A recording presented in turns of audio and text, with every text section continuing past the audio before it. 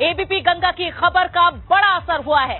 परिषदीय स्कूलों की बिजली व्यवस्था बहाल करने की अब शुरुआत हुई है। तो ये बड़ी खबर जहां एबीपी गंगा ने इस मुद्दे को उठाया और अब इस पर असर भी हुआ है, जहां इस दौरान परिषदीय स्कूलों की बिजली व्यवस्था बहाल करने की शुरुआत हो चुकी है। जियामऊ और भीकमपुर स्कूल में बिजली व्यवस्था बहाल हो चुकी है। कई और स्कूलों के बिजली कनेक्शन अब जुड़े हैं। एबीपी गंगा ने उठाया था परिषदीय स्कूलों में बिजली काटने का मुद्दा, जहां बिजली का बिल न भरने पर कई सरकारी विद्यालयों की बिजली कट गई थी और अब इन परिषदीय स्कूलों में बिजली कटने के मुद्दे पर असर हुआ है। और शैलेश हमारे संवाददाता ज्यादा जानकारी देंगे।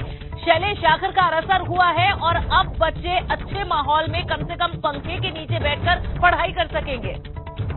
बिल्कुल, देखिए निश्चित रूप से बड़ी राहत है ये वहाँ के हजारों बच्चों के लिए, जो शिक्षक वहाँ पढ़ाते हैं उनके लिए भी, क्योंकि शिक्षक बच्चों को पढ़ाए या पंखा लेकर हाथ से हवा करे, सोचने वाली बात है। बच्चे किताबों को पढ़े या उन किताबों से खुद को हवा करें, ये सोचने वाली बात है।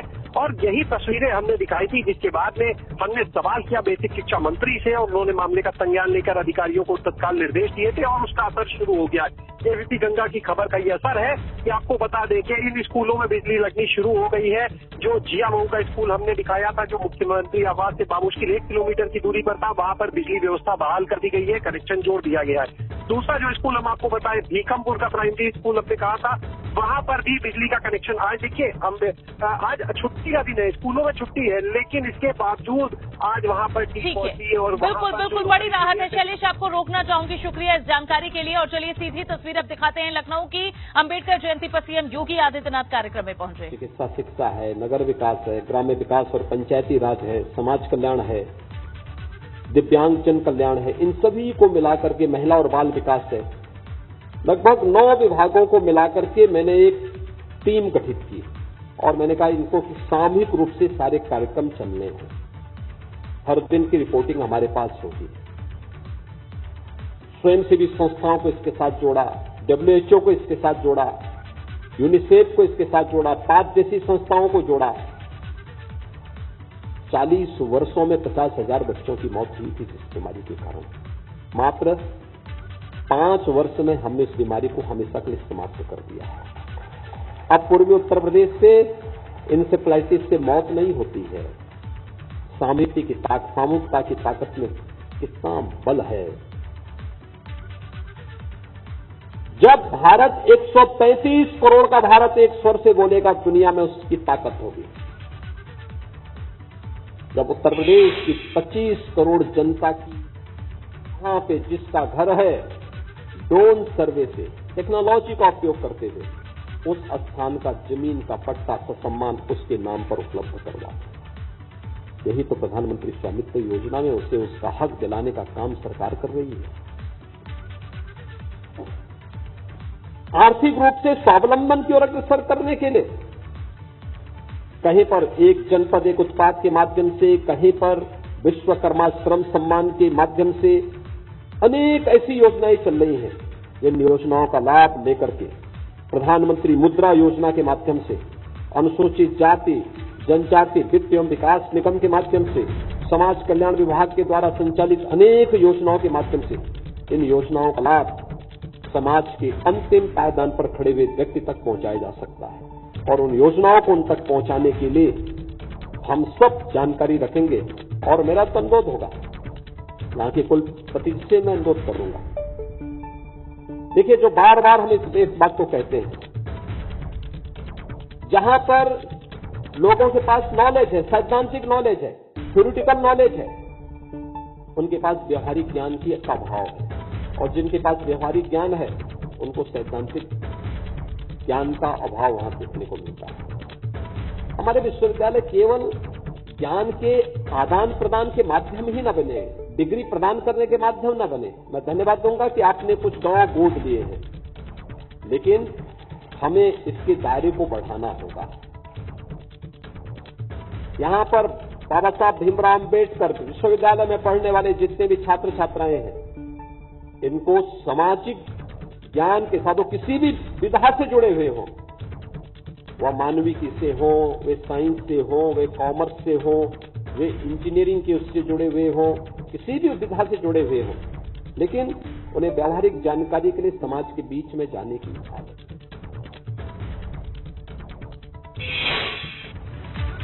कार्यक्रम में सीएम योगी आदित्यनाथ को आप सुन रहे थे। बाबा साहब भीमराव अंबेडकर की आज 131वीं जयंती है। आज सियासी दलों ने अलग अलग कार्यक्रमों का आयोजन किया है। सीएम योगी आदित्यनाथ जहां लखनऊ के हजरतगंज में डॉक्टर अंबेडकर की प्रतिमा पर माल्यार्पण करने पहुंचे, तो वहीं साथ में डिप्टी सीएम ब्रजेश पाठक भी मौजूद रहे और अन्य भाजपा नेता भी इस दौरान नजर आए। वहीं मायावती ने बसपा ऑफिस में बाबा साहब की जयंती पर माल्यार्पण किया है। इस मौके पर विरोधियों पर निशाना साधते हुए मायावती ने कहा कि बाबा साहब ऐसे शख्स थे जिनकी तुलना किसी और से नहीं की जा सकती। उन्होंने भारत के संविधान निर्माण में एक पिता की भूमिका निभाई है। वे हमेशा शोषितों के लिए लड़ते रहे और जातिवाद को चुनौती देते रहे। तो ये दो तस्वीरें जहां आज अलग अलग कार्यक्रम आयोजित रहे, एक में सीएम पहुंचे तो वहीं मायावती ने भी आज अम्बेडकर को श्रद्धांजलि दी। और इसी बीच एक और बड़ी खबर मैनपुरी से, जहां कार्यकर्ताओं के साथ आज मुलायम और अखिलेश का संवाद है। चुनावों के बाद, चुनाव परिणाम के बाद एक साथ मैनपुरी पहुंचे हैं दोनों नेता। कार्यकर्ताओं का उत्साह बढ़ाएंगे आज मुलायम सिंह यादव और अखिलेश यादव। जहां विधानसभा चुनावों में हार तो मिली ही, वहीं विधान परिषद में खाता तक सपा नहीं खोल पाई। ऐसे में कार्यकर्ताओं का जो मनोबल है वो बढ़ाने के लिए पहुंचे हैं। और ये देखिए, ये तस्वीरें देखिए, जब मुलायम सिंह यादव के अखिलेश ने पांव छुए। जब मुलायम सिंह यादव वहां पहुंचे तो अपने पिता और सपा संरक्षक मुलायम सिंह यादव का पांव छूकर उन्होंने अभिवादन किया, उनका स्वागत किया। और इससे पहले ऐसी ही तस्वीरें आपको सबकी भी याद होंगी जब विधानसभा के नतीजे आए थे, जब हौसला अफजाई मुलायम सिंह यादव ने अखिलेश यादव की थी। और आज जब कार्यकर्ताओं का उत्साह बढ़ाएंगे मुलायम और अखिलेश, तो मुलायम के आने पर अखिलेश यादव ने पांव छूकर उनका अभिवादन किया, उनका आशीर्वाद लिया, उनका स्वागत किया। और इस दौरान पार्टी के और भी तमाम बड़े नेता मौजूद रहे। तो ये दो तस्वीरें देखिए, पिता पुत्र आज दोनों एक साथ मैनपुरी में मौजूद हैं। कार्यकर्ताओं के साथ संवाद का आज ये कार्यक्रम, जहां मुलायम और अखिलेश एक साथ कार्यकर्ताओं का मनोबल आज बढ़ाएंगे, क्योंकि लगातार 2 चुनावों में हार मिलने के बाद पार्टी के ऊपर जहां कई बड़े अभी चुनौतियां हैं। एक तरफ शिवपाल यादव की नाराजगी है, आजम खान की नाराजगी है और चुनावों में हार भी लगातार मिल रही है। ऐसे में पार्टी कार्यकर्ताओं का मनोबल बढ़ाना बहुत जरूरी है। और नितिन हमारे संवाददाता और ज्यादा जानकारी देंगे। नितिन, बताएं अभी इस कार्यक्रम में किस पड़ाव पर ये कार्यक्रम पहुंचा है, कब ये संवाद शुरू होगा कार्यकर्ताओं से? बिल्कुल एक्सक्लूसिव तस्वीरें मैं आपको दिखाना चाहता हूँ कि इस समय मैं जिला कार्यालय में अंदर ही मौजूद हूँ और आपको जो हॉल नजर आ रहा है, इस हॉल में ही कार्यकर्ता संवाद कार्यक्रम चल रहा है। यानी देखिए, इस समय समाजवादी पार्टी काफी एडवर्स सिचुएशन से गुजर रही है, तो कार्यकर्ताओं का मनोबल ही कहा जाए सबसे ज्यादा कहा जाए सड़कों पर किस तरह संघर्ष करना है, किस तरह से लगातार 5 साल एक मजबूत विपक्ष की भूमिका कैसे रहने वाली है और लगातार जिस तरह से जो चीजें लगातार इस समय समाजवादी पार्टी के खिलाफ जा रही हैं, उसमें कार्यकर्ताओं का मनोबल न टूटे, मोरल नहीं डाउन हो। ये कहीं न कहीं एक नेता की सबसे बड़ी पहचान होती है कि जब समय खराब होता है, उस समय खराब समय में अपने कार्यकर्ताओं को सहेज कर रखे, उनके सुख दुख में साथ रहे। तमाम जो कहा जाए कार्यकर्ता हैं समाजवादी पार्टी के अंदर जो कार्यालय मौजूद है, उनसे बात करते हैं। देखिए, कार्यकर्ता संवाद कार्यक्रम पहली बार 17 फरवरी को अखिलेश जी और मुलायम सिंह कार्यालय में नजर आए और विधानसभा चुनाव के नतीजे का पहली बार मैनपुरी आए। और मैनपुरी वो जगह जहां समाजवाद की नर्सरी कहा जाता है। क्या मैसेज इससे कार्यकर्ताओं में? ये जो आज नेताजी का और माननीय अखिलेश जी का जो यहाँ प्रोग्राम है, उससे मैसेज यही है कि अब हम लोगों को सबको जो कार्यकर्ता हैं, जो बेसिक वर्कर हैं हमारी समाजवादी पार्टी के, सभी लोग बेस पे जाके काम करेंगे, सड़कों पर संघर्ष करेंगे और माननीय अखिलेश यादव जी की नीतियों को जन जन तक पहुंचाने का काम करेंगे। और जो हमारे बुजुर्ग नेता जो कहीं भीड़ में या भूल में छूट रहे थे, जिनका सम्मान नहीं हो पा रहा था, आरोप लगे कि अखिलेश यादव के कोर ग्रुप बन गया था। इसमें कोई सत्यता नहीं है, इसमें कोई सत्यता नहीं है। हमेशा सम्मान समाजवादी पार्टी ने कार्यकर्ताओं का, बुजुर्गों का किया है। कार्यकर्ताओं का मनोबल बहुत जरूरी है। देखिए, लगातार चीजें विपरीत जा रही हैं, नतीजे अपेक्षित नहीं मिल रहे हैं। एमएलसी चुनाव कल ही होकर गया है, तो आपको क्या लग रहा है कि इस कार्यकर्ता सम्मेलन के जरिए कार्यकर्ताओं के मनोबल को बना पाएंगे, बचा पाएंगे? आत्मबल में इजाफा होगा। जी, और हम लोग नए सिरे से पार्टी को मजबूत करने में सफल होंगे। सवाल इसलिए है कि 14, 17, 19, 22 4 इलेक्शन में आपको वो नतीजे नहीं मिले और भीड़ तो उमड़ी, लेकिन भीड़ वोटों की पक्की गारंटी नहीं बनी। इसको लेकर क्या कहते हैं? हम एक बात कहना चाहते हैं, देखिए हमारा वोट परसेंट 2022 से 2000 जो अभी चुनाव हुआ है, वोट परसेंट 10% वोट बढ़ा हमारा। तो 10% किसी पार्टी का वोट बढ़ना ये बहुत बड़ी बात होती है। चूंकि बसपा जो है ठीक से लड़ी नहीं और बसपा पार्टी के वोट को हम समझा नहीं पाए कि उनके साथ भी अन्याय होने वाला है। उस वोट वो थोड़ा बहुत डाइवर्ट हुआ है, जिससे हम सीटें बहुत कम बीजेपी को बहुत कम मार्जिन से हमने से 11% पे आ गई है बीएसपी। सर आप बताइए क्या कहना चाहिए? आप बुजुर्ग हैं सर, पुराने समाजवादी हैं, और मैनपुरी तो वो धरती है जहां नेताजी ने शुरुआत। तो आज संविधान नष्ट किया जा रहा है। बीजेपी की जिस तरह गुंडागर्दी प्रदेश में हो रही है, उसके उत्तर में हमारे पास केवल एक विकल्प रह गया है कि हम जेल भरें और सड़कों पर उतर आएं बीजेपी के खिलाफ। तभी हम जो है अपने संविधान की रक्षा कर पाएंगे। और लग रहा है ये सिचुएशन बनेगी, सड़कों पर संघर्ष, हम जेल में संघर्ष करेंगे, सड़कों पे संघर्ष करके सड़कों से जेल भरो आंदोलन में भागीदारी करेंगे। ये लग रहा है। देखिए अखिलेश जी पर ये आरोप लगता रहा कि सुविधा भोगी राजनीति करते रहे, धरातल पर 5 साल संघर्ष नहीं रहा, तो ट्विटर करते रहे। आप अब क्या लग रहा है, स्ट्रेटजी बदलेगी? स्ट्रेटजी 100% बदली हुई है, पिछले 8 महीने से बदली हुई है और अखिलेश जी लगातार धरातल पे ही काम कर रहे हैं। आप क्या कहना चाहिए? धरातल कार्यकर्ताओं से संवाद हो रहा है, ये बहुत बड़ी बात है। पहली बार देख रहे हैं पिछले कुछ सालों में कि इस तरह का कोई कार्यक्रम समाजवादी पार्टी का। जी धरातल पे कार्य होगा और स्ट्रेटजी पूरी तरीके से बदली हुई है और जो है रूपरेखा पूरी तैयार होगी 2024 के लिए। और कार्य कहना चाह रहे हैं, उन्होंने लोकसभा भी छोड़ दी है, अब वो केवल उत्तर प्रदेश की राजनीति पर फोकस करेंगे। वो करहल सीट उन्होंने रखी, वो नेता प्रतिपक्ष बनाए गए। तो क्या लग रहा है कि उत्तर प्रदेश की राजनीति पर ही फोकस करना है, प्रॉपर फोकस करना है, सड़कों पर संघर्ष करना है, महंगाई बेरोजगारी के मुद्दे पर लड़ना है? महंगाई बेरोजगारी इतनी ज्यादा हो गई है, आप देख सकते हैं कि डीजल के दाम क्या चल रहे हैं, पेट्रोल के दाम क्या चल रहे हैं, और जो चीज 70 रुपए की थी वो आज 100 रुपए की हो गई है, और जो 100 रुपए की थी वो 150 रुपए की हो गई है। तो भारतीय जनता पार्टी में सिर्फ और सिर्फ महंगाई को बढ़ाया है और कुछ नहीं किया है। महंगाई के मुद्दे पर समाजवादी पार्टी माहौल क्यों नहीं बना पा रही? सभी का मेरठ में एक हादसा हुआ है, इसकी तस्वीरें सामने आई। मेरठ में एक कार में आग लग गई, देखते ही देखते कार धू कर जल गई। सदर थाना इलाके के सोफिया स्कूल के पास की एक घटना है। अच्छी बात यह रही कि हादसे में चालक सुरक्षित है। दमकल विभाग की गाड़ी ने आग पर अब काबू पा लिया है। ये एक्सक्लूसिव तस्वीर है जहां मेरठ में सड़क पर एक गाड़ी धू कर जलने लगी और देखते ही देखते पूरी आग के गोले में ये गाड़ी तब्दील हो गई। राहत की बात यह है कि अंदर जो लोग मौजूद थे वे सुरक्षित हैं, समय पर वे बाहर निकल गए। और एक बड़ी खबर लखनऊ से, जहां दबंगों ने दरवाजे पर बम फेंका।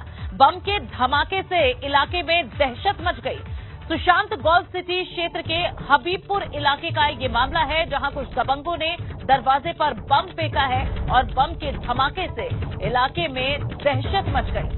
जोरदार धमाका हुआ जब ये बम दबंगों ने दरवाजे पर फेंक दिया। ये घटना सुशांत गोल्फ सिटी क्षेत्र के हबीबपुर इलाके की है और विवेक ज्यादा जानकारी हमें देंगे। विवेक, कौन ये दबंग बताए जा रहे हैं और ये मामला क्या था?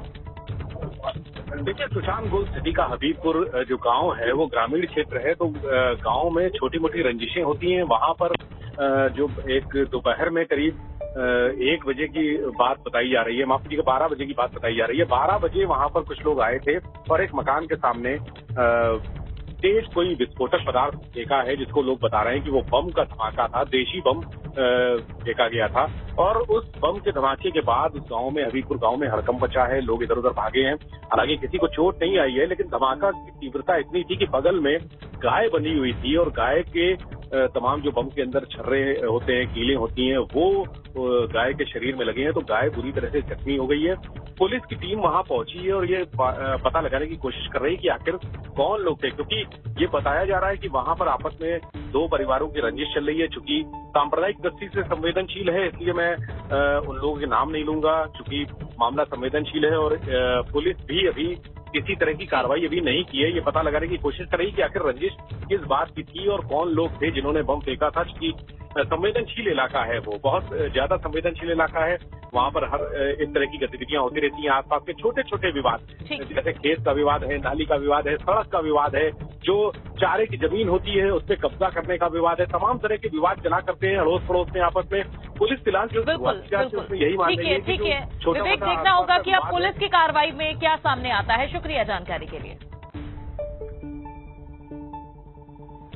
बढ़ेंगे आगे। अलीगढ़ में अखिल भारतीय विद्यार्थी परिषद के पूर्व पदाधिकारियों ने धर्म के प्रचार प्रसार के लिए 21 चौराहों पर लाउडस्पीकर लगाने की अपर नगर मजिस्ट्रेट से अनुमति के लिए ज्ञापन दिया है। कलेक्ट्रेट पहुंचकर एबीवीपी के पूर्व पदाधिकारियों ने अपर नगर मजिस्ट्रेट राकेश कुमार पटेल को ज्ञापन सौंपकर इजाजत मांगी है। लाउडस्पीकर के लिए धन संग्रह का कार्यक्रम शुरू किया है, जिसके तहत कार्यकर्ता बॉक्स को लेकर स्थानीय बाजार में घूमते हुए भी नजर आए। अलीगढ़ में शहर के 21 चौराहों पर लाउडस्पीकर के माध्यम से एक साथ हनुमान चालीसा का पाठ करने का ऐलान भी किया, जिसके लिए शहर क्षेत्र में स्थित मंदिरों को चिन्हित कर उनके लिए लाउडस्पीकर खरीद कर लाने के लिए धन संग्रह कर रहे हैं। हमने अलीगढ़ के 21 चौराहों पर लाउडस्पीकर लगवाने की मांग की है। वहां पर हम हनुमान चालीसा एवं धार्मिक आयोजन पर होने वाले कार्यक्रमों के लिए उसमें यूज लेंगे। ऐसे 21 चौराहों की लिस्ट हमने एडीएम प्रशासन को दिया है और उसके पहले भी हम लोग घोषणा कर चुके हैं कि हम लोग धार्मिक एवं हनुमान चालीसा चलाने के लिए 21 ऐसे चौराहों पर लाउडस्पीकर लगवाएंगे। उसमें जनता का सहयोग लिया जाएगा, उसमें चंदा इकट्ठा किया जाएगा, उसके माध्यम से ये सारे लगवाए जाएंगे। उसकी शुरुआत हम लोग कल से कर भी चुके हैं चंदा लेने की। अगर प्रशासन इसको अनुमति देता है तो ठीक है, अगर नहीं देता है तो उस स्थिति में अगले कदम के लिए भी हम तैयार रहेंगे। अगर प्रशासन को अनुमति नहीं देनी है तो ये भी देखना होगा कि कितने शहर में कितने ऐसे स्थान हैं जिन पर लाउडस्पीकर बजाकर ध्वनि प्रदूषण किया जा रहा है। अगर वो ध्वनि प्रदूषण हो रहा है तो उनको अनुमति है, तो हम लोगों को अनुमति क्यों नहीं है। वहीं अलीगढ़ के अपर जिलाधिकारी ने बताया है कि 21 चौराहों पर लाउडस्पीकर लगाने की सूचना मिली है, जिस पर आला अधिकारियों से बात के बाद ही फैसला लिया जाएगा। कुछ युवा हैं अलीगढ़ शहर के, उन लोगों ने एक ज्ञापन दिया है कि शहर के 21 चौराहों पर वो लाउड स्पीकर लगा करके और उस पर धार्मिक गीत और हनुमान चालीसा वगैरह बजाना चाहते हैं। उसके संबंध में एक ज्ञापन है, इसमें हम लोग उच्च अधिकारियों से बातचीत करेंगे और शासन को भी अवगत कराया जाएगा। फिर नियमानुसार जो भी इसमें समाधान हो गया हम लोग कराएंगे। और चलिए अब ये पूरा मामला है क्या, ये भी समझ लीजिए। अलीगढ़ में हनुमान चालीसा के पाठ की अनुमति मांगी गई है, जिसमें 21 चौराहों पर लाउडस्पीकर लगाने की मांग की गई है। एबीवीपी ने लाउडस्पीकर पर अजान का विरोध किया है। अलीगढ़ में एबीवीपी ने प्रशासन को अब इस बाबत ज्ञापन भी सौंपा है। 21 चौराहों पर लाउडस्पीकर के लिए चंदा मांगा जा रहा है, क्राउड फंडिंग की जा रही है। तो जहां आजान को तेज आवाज में बजाने को लेकर ये विवाद शुरू हुआ था, जिसके बाद कई लोगों ने इस तरह के बयान दिए कि अब लाउडस्पीकर से हिंदू धर्म से जुड़े हुए गीत संगीत, आरतियां, हनुमान चालीसा ये भी प्रसारित होनी चाहिए। और अब एबीवीपी के कुछ इन युवा कार्यकर्ताओं ने ये मांग रखी है, 21 चौराहों पर लाउडस्पीकर के माध्यम से हनुमान चालीसा की मांग रखी है। और अब प्रयागराज में एबीपी गंगा की खबर का असर हुआ है। झूसी इलाके में खनन माफिया ने गंगा नदी के बीचों बीच अवैध सड़क बनाई थी, जिसे एबीपी गंगा ने दिखाया और इस खबर को दिखाए जाने के बाद अब प्रशासन ने इसे तोड़वा दिया है। अवैध सड़क की वजह से गंगा नदी की धारा ठहर रही थी। इसके बाद डीएम संजय कुमार खत्री ने देर रात ही अवैध रूप से बनाई गई सड़क को तोड़वा दिया है। सड़क तोड़े जाने के बाद गंगा का प्रवाह अब दोबारा से शुरू हो गया है। हालांकि प्रशासनिक अमला अवैध खनन की घटना से इनकार कर रहा है, लेकिन एबीपी गंगा ने इस मामले को उठाया, ये खबर दिखाई, जिसके बाद ये जो अवैध तरीके से सड़क बनाई गई थी इसे अब रातों रात तोड़ा गया है। और ये तस्वीर भी आप देखिए, जहां गंगा की धारा को रोकने का प्रयास इसके माध्यम से था। ये झूसी इलाके की खनन माफियाओं की करतूत थी, जहां गंगा नदी के बीचों बीच अवैध सड़क बनाई गई थी, लेकिन एबीपी गंगा ने इस खबर को दिखाया और उसके बाद अब प्रशासन ने इसे तोड़वा दिया है। अवैध सड़क की वजह से गंगा नदी की धारा ठहर गई थी, जिसके बाद अब डीएम संजय कुमार खत्री ने देर रात ही इस अवैध रूप से बनी सड़क को तोड़वा दिया है।